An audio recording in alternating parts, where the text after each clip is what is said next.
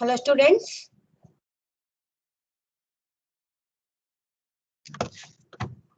Yesterday we discussed about adoption of total prefabrication for mass housing in India. Today's topic is general remarks on precast roofing or flooring systems. మనం first class లో చూస్తున్నాం precast elements చూసినప్పుడు precast floor roofing systems గురించి ఒక 3 to 4 systems చూసాము. వాటి మీద general గా మొత్తం పాయింట్ వైజ్ లో ఒక రిమార్క్స్ లాగా మొత్తం అన్ని టాపిక్ కలిపి జనరల్ టాపిక్ లాగా. ఇది ఆల్రెడీ మీకు డిస్కస్ చేసిన టాపిక్, కొత్త టాపిక్ ఏం కాదు. A few points which are applicable to all the precast roofing or flooring systems so far described. Already described chesinde, manam discuss chesinde. Deserve special consideration for ensuring their satisfactory performance. Okay. మనకు first ఏం కావాలి, మనం ఏ construction అయినా house construction కానీ ఏ construction అయినా construct చేయాలి అనుకుంటే plan కావాలి. ఆ ప్లాన్ అప్రూవ్ అవ్వాలి. As per the building bylaws నుంచి అప్రూవ్ అవ్వాలి. ఆ రూల్స్ ఆ ప్రొసీజర్స్ అన్ని కంప్లీట్ అయిపోతే మనం కన్స్ట్రక్ట్ చేసుకోవడానికి స్టార్ట్ చేయొచ్చు కన్స్ట్రక్షన్ అనేది. Firstly, the planning of the building. It is very important that the building plan should be prepared keeping uniform plan for the prefab components.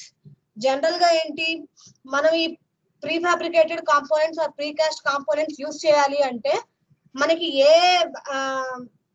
ఆ కాంపోనెంట్ అనేది ఏ size లో available లో ఉంటుందో ఆ సైజ్ పెట్టుకోవాలి. మన రూమ్ కి తగ్గ జనరల్ సైజ్, ప్రతి రూమ్ కి జనరల్ సైజ్ ఉంటుంది కదా, ఆ జనరల్ సైజ్ యూజ్ చేసుకోవాలి.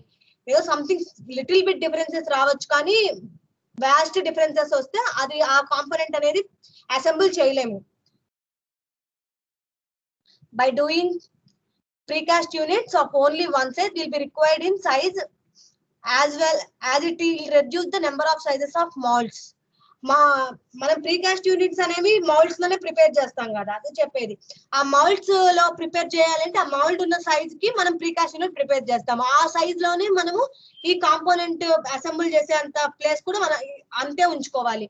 మన general size of door opening కానివ్వండి, general size of window opening కానివ్వండి, ఇవన్నీ కూడా ఆ ప్రీకాస్ట్ కాంపోనెంట్ ఏ సైజ్ లో అయితే అవైలబిలిటీలో ఉంటుందో ఆ సైజ్ ఓపెనింగ్స్ ఇక్కడ మనం పెట్టుకోవాలి. స్పేస్ పెట్టుకొని ఆ కాంపోనెంట్ ని అసెంబుల్ చేయాలి ట్రాన్స్పోర్ట్ నుంచి తీసుకొచ్చి.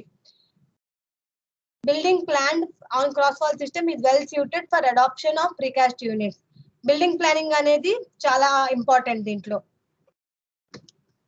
The mould for precasting may be manufactured with good quality of timber or steel.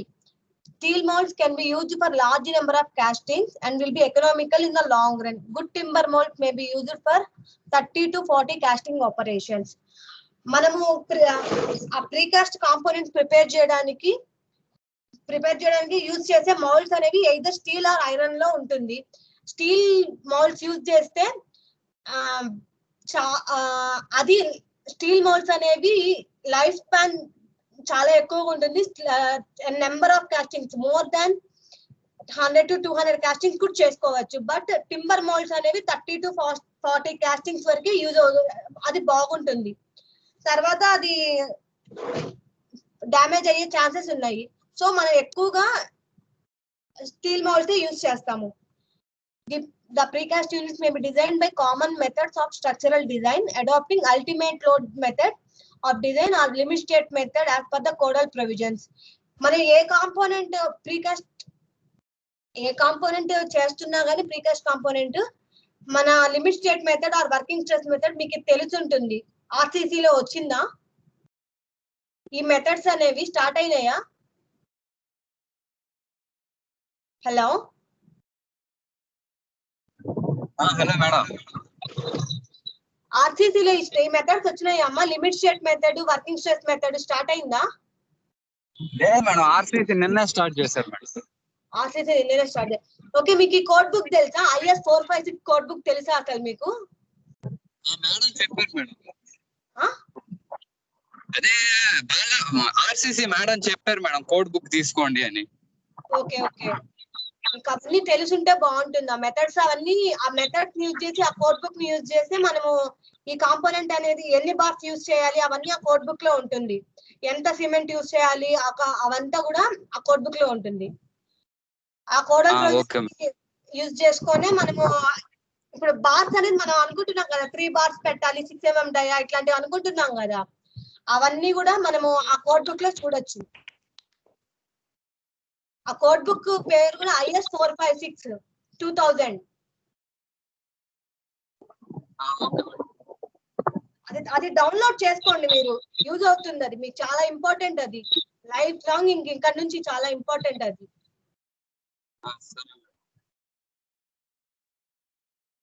precast units should be adequately cured before they are used in the building. Sufficient curing అయితే compulsory చేయాలి. ఆ construction మనం site లో use చేసే ముందే curing అనేది చేయాలి. Handling methods should be given particular attention to avoid breakage and damage to the finished surfaces. మనం అది ట్రాన్స్పోర్ట్ చేసేటప్పుడు అండ్ ట్రాన్స్పోర్టేషన్ కి తీసుకెళ్లే ట్రాన్స్పోర్టేషన్ నుంచి మళ్ళీ దింపేటప్పుడు అలా truck or lorry or something ఏదో ఒకటి దింపేటప్పుడు అప్పుడు మనం జాగ్రత్తగా హ్యాండిల్ చేయాలి. ఎందుకంటే ఆ ఫినిషింగ్ సర్ఫేసెస్ అవన్నీ డ్యామేజ్ అవ్వకూడదు. జాయింట్స్ పెట్టుంటాం కదా, ఇప్పుడు మనం డోర్స్ పెట్టాలి అంటే జాయింట్స్ కానివ్వండి, వేటికైనా ఈ జాయింట్స్ అనేవి ఖచ్చితంగా పెడతాం కాబట్టి ఆ జాయింట్స్ దగ్గర చాలా జాగ్రత్తగా చేయాలి. ఎందుకంటే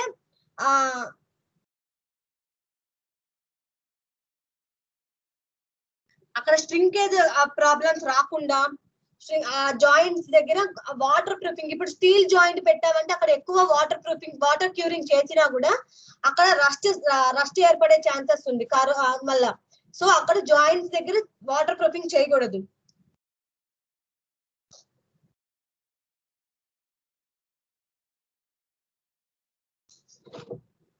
ఈ ఫ్యాన్ హుక్స్ ఇవన్నీ ఆల్రెడీ మనం ఇంతకు ముందు డిస్కస్ చేసిన టాపిక్. ఈ ఫ్యాన్ హుక్స్, ఎలక్ట్రికల్ వైర్స్ కానివ్వండి, ఇవన్నీ మనం ఇన్బిల్ట్ పెట్టుకుంటాం కాబట్టి ఇన్నర్ లోనే పెట్టుకుంటాం కాబట్టి పెట్టుకోవచ్చు. అది ఈ టాపిక్ అంతా ఆల్రెడీ డిస్కస్ చేసిన టాపిక్, బట్ మళ్ళీ జనరల్ రిమార్క్ లాగా జనరల్ టాపిక్ గా ఇచ్చారు. మళ్ళీ coming to the next topic, economical walling system.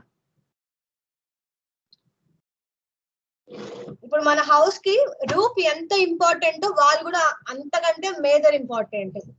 Walls లేనిది ఓపెన్ ప్లేస్ లో ఉంటున్నట్టు, పైన రూఫ్ వేసుకుంటే మొత్తం ఓపెన్ ప్లేసే కదా, ఇంక వాల్స్ అనేది కన్స్ట్రక్ట్ చేయకపోతే. Yes or no?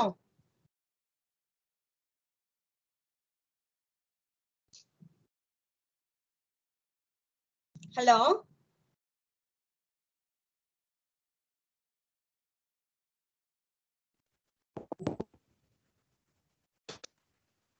Hello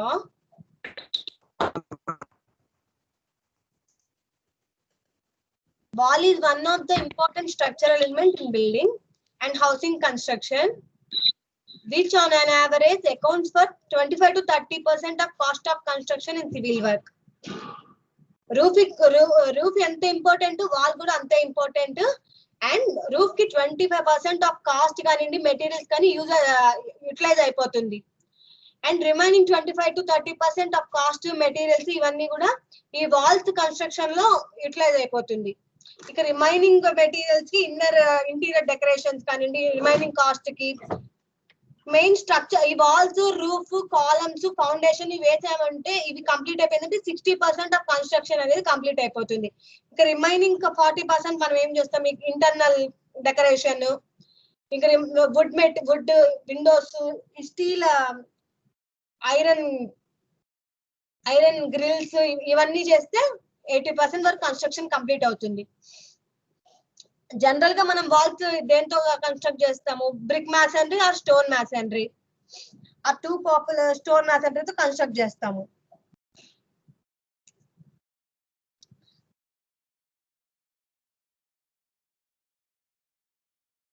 but burnt clay brick is one of the predominantly used basic construction materials in the Indo-Gangetic plains while in states like Rajasthan and Gujarat. Locally available stone is used as important building material for wall construction. మనం general గా ఇక్కడ brick masonry or stone masonry use చేస్తాము.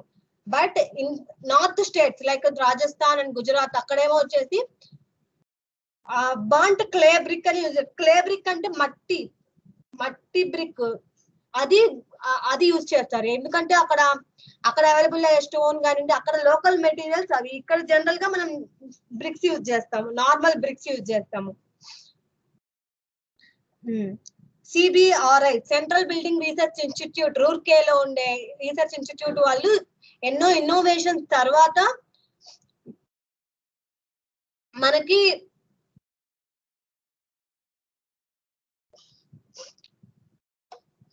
కొన్ని వాలింగ్ systems, కొన్ని ఇప్పుడు మీకు ఇవి తెలుసా? Flemish bond and English bond, header bond, stretcher bond, ఇవన్నీ తెలుసా మీకు? వచ్చిందా BPD subject, building planning and drawing subject వచ్చిందా? Hello students.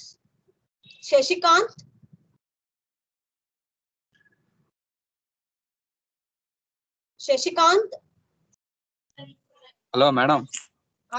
వెంకటేష్ ఉన్నారా? అసలు వెంకటేష్ ఉన్నాను మేడం. ఓకే, ఈ సబ్జెక్ట్ మీకు చదివారా మీరు? Building planning and drawing BPD. లేదు మేడం. ఇంకా చదవలేదా అది? రాలేదు మేడం, చదవలేదు. And constructions, building materials and constructions వచ్చింది మేడం. అది కాదు దాంట్లో వచ్చిందా మరి? ఇప్పుడు మీకు టైప్స్ ఆఫ్ బాండ్స్ అని చెప్పేసి English bond, Flemish bond, header bond ఇవన్నీ వచ్చినాయా మీకు? రాలేదు మేడం. ఇవన్నీ అసలు ఏం తెలియవు మీకు? లేదు మేడం.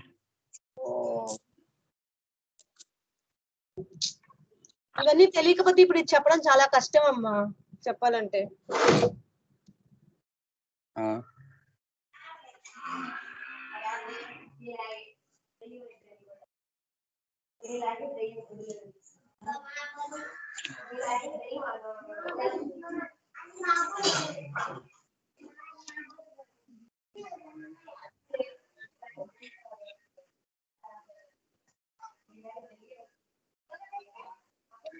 అసలు ఈ టాపిక్ అసలు మీకు చాలా కొత్త అయితే. ఇప్పుడు ఇంగ్లీష్ బాండ్, ఫ్లెమిష్ బాండ్ ఇవన్నీ చాలా కొత్తనా? అసలు మీకు ఏం తెలీదా ఇది?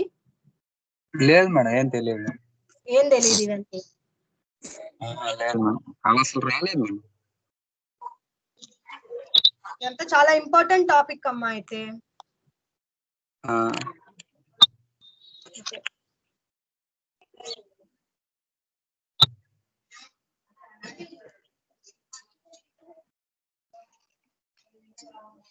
అండ్ జనరల్ వాల్ థిక్నెస్ తెలుసా మీకు?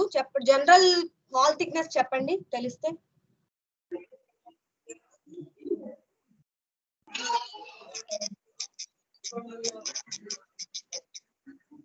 హలో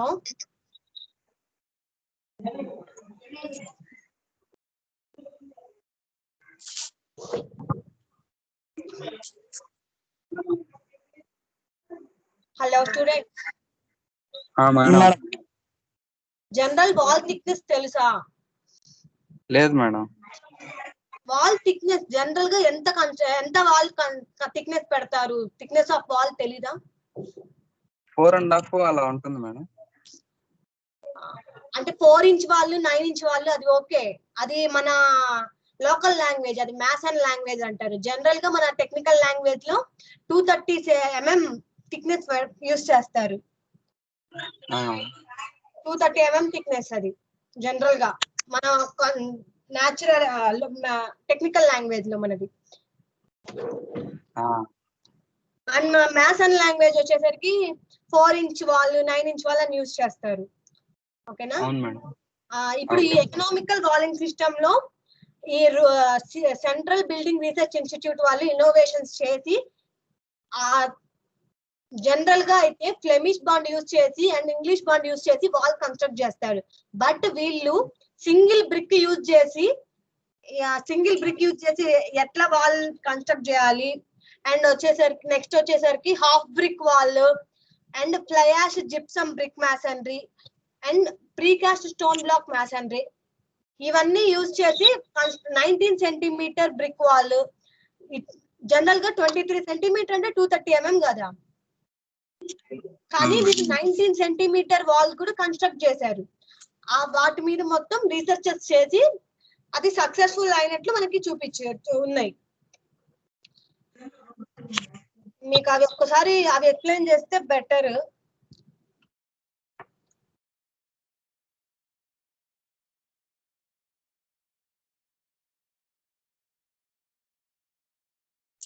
ఎప్పుడు ఉంది మీకు బీటెక్ బీపీడీ సబ్జెక్ట్ అసలు లేదా మీ రెగ్యులేషన్ కి, building planning and drawing subject?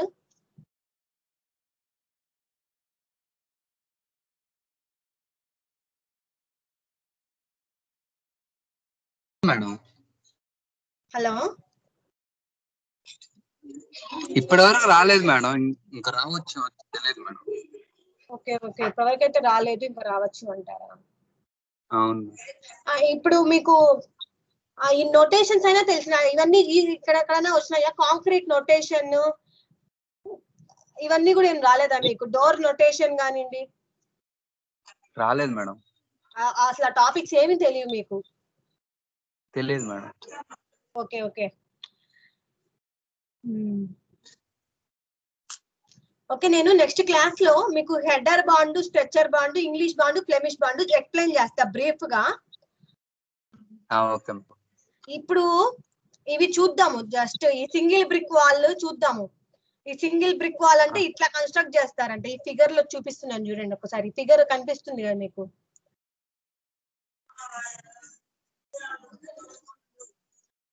Single brick wall అనేది ఇట్లా కన్స్ట్రక్ట్ చేస్తారు.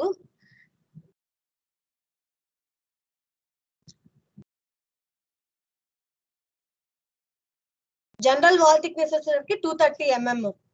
బట్ బ్రిక్ సైజ్ చెప్పండి, జనరల్ బ్రిక్ సైజ్ ఎంతో చెప్పండి మీకు తెలిస్తే.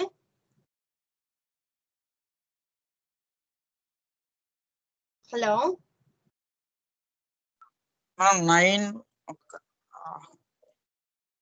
18 into 8 into 8 madam. 18 into 8 into 8. No, 19 into 9 into 9. 19 into 9. 19 centimetres లో, అవి ఎంఎం లో కాదు అది. అవును మేడం. అది మళ్ళీ మనము మోటార్ అవి ప్లేస్ చేసినప్పుడు 20/10/10 20కి వెళ్ళిపోతుంది అది. మళ్ళీ 1 సెంటీమీటర్ మనం మోటార్ ప్లేస్ చేస్తాం కదా 4 sides, అది స్టిక్ అవ్వాలి అంటే బాటమ్, టాప్ అండ్ సైడ్స్ అంతా ప్లేస్ చేస్తాం కదా. మోటార్ ప్లేస్ చేసినప్పుడు 20 సెంటీమీటర్ బై 10/10 అయిపోతుంది అది. అండ్ మళ్ళీ ప్లాస్టరింగ్ థిక్నెస్ యాడ్ అవుతుంది, ఆటోమేటిక్ గా ప్లాస్టరింగ్ థిక్నెస్ అనేది ఇంకా ఎక్కువ యాడ్ అవుతుంది అది. మొత్తం కలిపి 230 to 250 mm వస్తుంది. ఏంటి విత్ ప్లాస్టరింగ్ కలిపి వాల్ థిక్నెస్ అనేది 230 to 250 mm థిక్నెస్ వస్తుంది. జనరల్ గా మనం ఎక్కడైనా మీరు మెజర్ చేయండి కన్స్ట్రక్షన్ చేసేటప్పుడు సైట్ లో. Okay madam.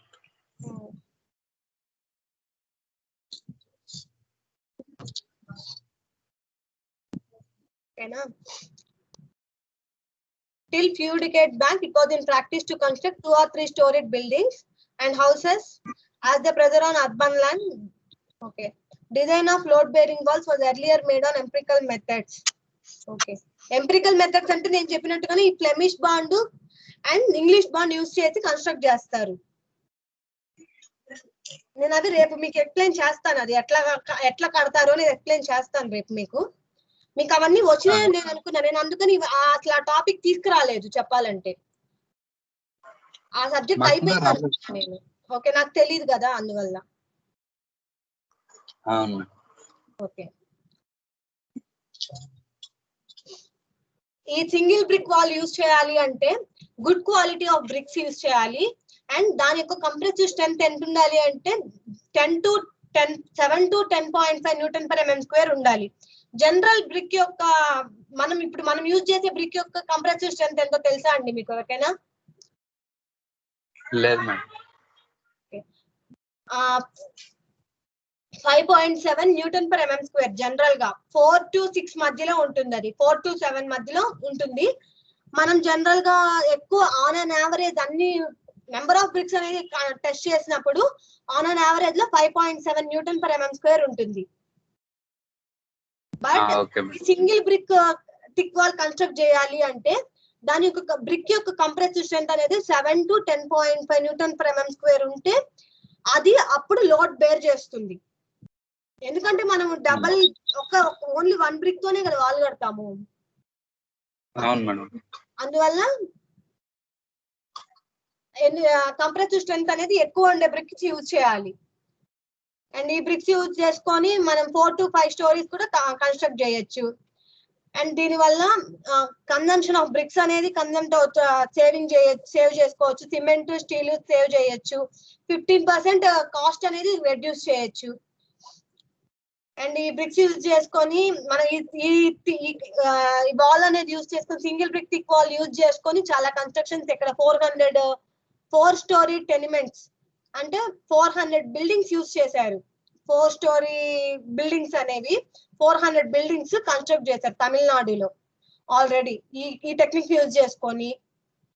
అట్లాగా ఎన్బిఓ వాళ్ళు కలకత్తాలో కన్స్ట్రక్ట్ చేశారు 50 రెసిడెన్షియల్ బిల్డింగ్స్. ఒక్కొక్క బిల్డింగ్ కి 5 స్టోరీస్ యూజ్ చేసి కన్స్ట్రక్ట్ చేశారు. ఇంకా అట్లాగా చాలా కన్స్ట్రక్షన్స్ అనేవి జరిగినాయి ఈ బ్రిక్ వాల్ యూజ్ చేసుకొని, single brick wall thick wall use చేసుకొని. దాని యొక్క ఇమేజ్ చూడండి ఎలా ఉంది అనేది ఒకసారి.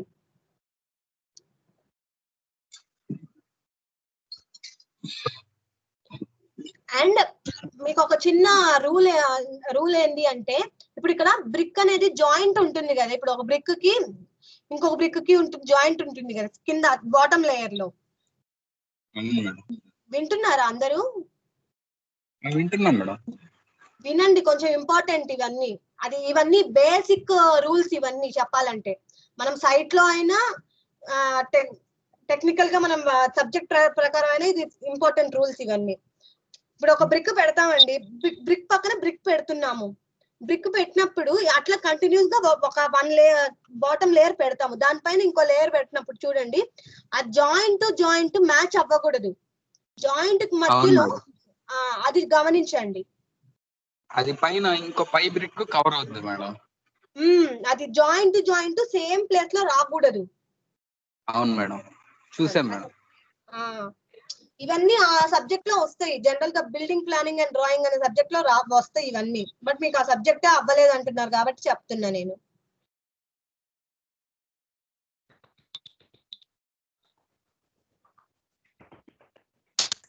"19 centimeter thick load bearing wall" and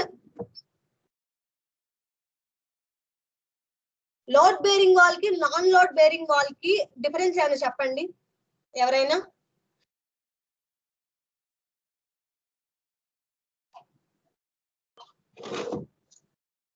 hello students. Madam, load bearing wall కి నాన్ లోడ్ బేరింగ్ వాల్ కి డిఫరెన్స్ చెప్పండి తెలిస్తే ఎవరైనా.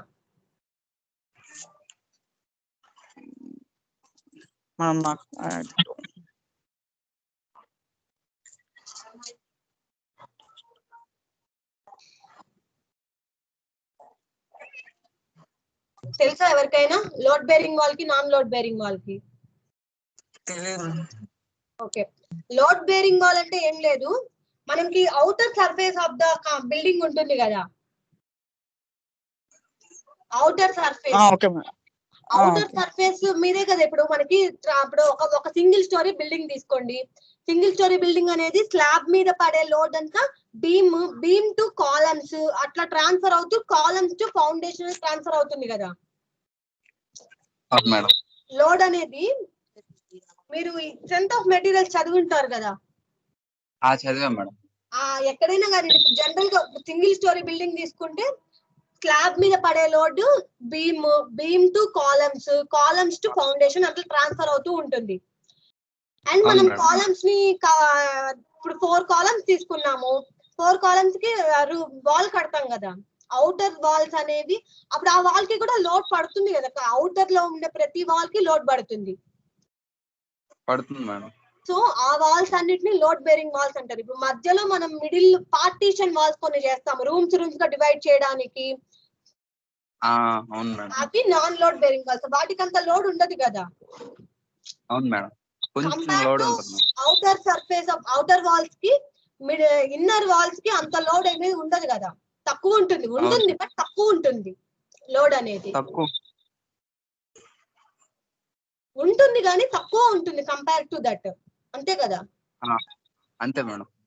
So inner walls like partition walls ని మనం ఇప్పుడు కొన్ని హౌసెస్ లో మనకి పార్టీషన్ వాల్స్ అనేవి మొత్తం స్లాబ్ హైట్ కి కన్స్ట్రక్ట్ చేయరు, కొంచెం ప్లేస్ కూడా వదిలేస్తారు చెప్పాలంటే. ఇప్పుడు మనం ఈ వుడెన్ పార్టీషన్స్ చేసినా కానివ్వండి, అవన్నీ అసలు వాటికి లోడే ఉండదు, కన్స్ట్రక్ట్ అసలు కన్సిడర్ చెయ్యము వాటికి లోడే. అవును మేడం.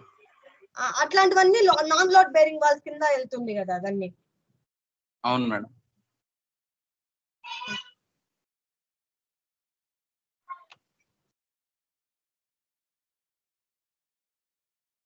ఇప్పుడు 19 centimeter thick load brick masonry walls. It has been common practice these days to adopt 23 centimeter thick load bearing walls using conventional bricks. Conventional bricks అంటే నార్మల్ మనం యూజ్ చేసే బ్రిక్స్ ప్రెసెంట్. అదే నేను చెప్పినట్టు వాల్ థిక్నెస్ అనేది 23 centimeter ఉంటుంది, అదే 230 mm thickness. But 19 centimeter use చేసుకో, 19 centimeter థిక్ వాల్ వచ్చేటట్లు కన్స్ట్రక్షన్ ఎలా చేయాలి చూడండి ఒకసారి. ఈ 19 centimeter థిక్ వాల్ యూజ్ చేసుకొని టూ స్టోరీస్ వరకు కట్టొచ్చు. బంట్ క్లే బ్రిక్స్ యూజ్ చేస్తారు దీనికి కూడా. సింగిల్ బ్రిక్ థిక్ వాల్ కూడా బంట్ క్లే బ్రిక్స్ యూజ్ చేస్తారు, కానీ దానికి కంప్రెసివ్ స్ట్రెంత్ అనేది ఎక్కువ ఉండాలి, నార్మల్ బ్రిక్ అంటే ఎక్కువ ఉండాలి. In ordinary brick masonry construction, English bond and Flemish bonds are generally adopted. మీకు ఇవి తెలియవు, నేను నెక్స్ట్ క్లాస్ లో ఎక్స్ప్లెయిన్ చేస్తాను దీని గురించి, ఈ బాండ్స్ గురించి. Okay madam. అవి ఎక్స్ప్లెయిన్ చేసి చెప్పుంటే బాగుండేది. మీకు మళ్ళీ కావాలంటే మళ్ళీ ఈ క్లాస్ మళ్ళీ ఎక్స్ప్లెయిన్ చేస్తాను. మీకు ఆ బాండ్స్ ఎక్స్ప్లెయిన్ చేసి మళ్ళీ ఒకసారి ఈ క్లాస్ ఎక్స్ప్లెయిన్ చేస్తాను, అప్పుడు మీకు అర్థం అవుతుంది. ఒకసారి ఇక్కడ ఈ ఫిగర్ 5.24 గమనించండి, ఒకసారి చూడండి. జస్ట్ మీకేం అర్థం కాదని నాకు అర్థమైంది. లోడ్ అవ్వట్లేదు మేడం ఇమేజ్. అవునా? అవును. అసలు పీపీటీ కనిపించట్లేదా మీకు? ఇప్పుడు కనిపించట్లేదు మేడం. ఇంతకు ముందు వరకు అది కనిపించింది మేడం, అంటే నెట్వర్క్ ప్రాబ్లం ఉందా? అవును మేడం. శశికాంత్ మీకు కూడా కనిపించట్లేదా బ్రిక్ పీపీటీ? మేడం నాకు ఉంది మేడం, వ్యూ కరెక్ట్ గా ఉంది. కనిపిస్తుందా ఇప్పుడు ఇక్కడ? కనిపిస్తుంది మేడం. ఓకే, వెంకటేష్ మీకు ఏమన్నా నెట్వర్క్ ప్రాబ్లం అనుకుంటా అయితే. అవును మేడం.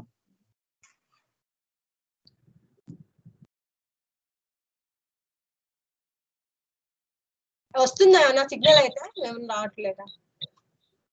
వాయిస్ వినిపిస్తుంది మేడం, పీపీటీ కనిపించట్లేదు. పీపీటీ బ్రేక్ అయింది మేడం ఇందాక. అయ్యో, సరే స్టాప్ చేద్దామా అయితే క్లాస్ అయితే. ఇంకా శశికాంత్ మేడం తనకి కనిపించట్లేదంట, ఉండేదే మీరిద్దరు ఉన్నారు, ఒకరికి కనిపించి ఒకరికి కనిపించకపోతే అసలుకి ఇంకా అది చెప్పేదానికి నాకే ఇబ్బందిగా ఉంది, కష్టంగా చెప్పాలంటే. ఈ రోజుకి స్టాప్ చేద్దాం క్లాసు. నెక్స్ట్ క్లాస్ లో మనం హెడర్ బాండ్ ఇవన్నీ చూసి డిస్కస్ చేసి అప్పుడు దీనికి మళ్ళీ వస్తాను, ఈ టాపిక్ కి మళ్ళీ రిపీట్ చేస్తాను ఈ టాపిక్. సరే మేడం. ఓకేనా? సరే మేడం. వెంకటేష్ మీరు సిఆర్ గా మీరు అందరికి చెప్పండి. సిఆర్ మీరే కదా వెంకటేష్? నేనే మేడం. మీరు అందరినీ జాయిన్ అవ్వమని చెప్పండి. కనీసం డైలీ ఒక 7 members అన్నా వచ్చేవాళ్ళు, ఇవాళ మరి 2 members వచ్చారు, మీరిద్దరే ఉన్నారు. చెప్పండి జాయిన్ అవ్వమని. వచ్చే 7 members 5 members అన్నా జాయిన్ అయితే కదా. చెప్పాను మేడం, నేను వాళ్ళే యాడ్ కూడా చేశాను. సరే ఒకసారి మీరు ఒక సిఆర్ గా మీరు అందరికి చెప్పండి, ఇంకా తర్వాత వాళ్ళ ఇష్టం, ఇంకా యూ కాంట్ డూ ఎనీథింగ్. సరే మేడం.